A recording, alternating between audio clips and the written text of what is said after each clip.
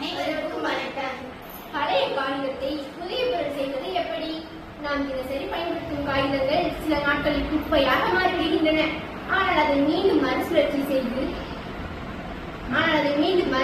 செய்து காகிதங்களை பயனுள்ளதாக மாற்றலாம்.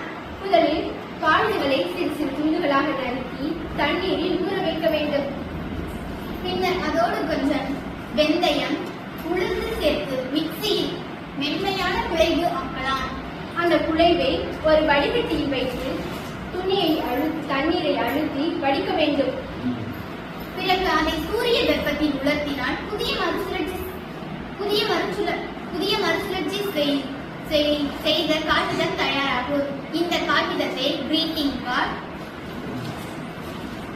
அலங்கார பொருட்கள், தட்டுகள், முட்டை வைக்கும் கூடுகள்,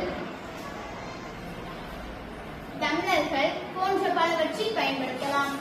இந்த பழைய காகிதத்தை மீண்டும் பயன்படுத்துவதால் மரங்களை வெட்டாமல் காப்பதற்கும், குப்பையை குறைப்பதற்கும், சுற்றுச்சூழலை சுத்தமாக வைத்திருப்பதற்கும் பயன்படுகிறது.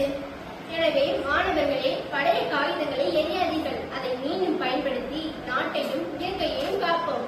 அனைவருக்கும் நன்றி.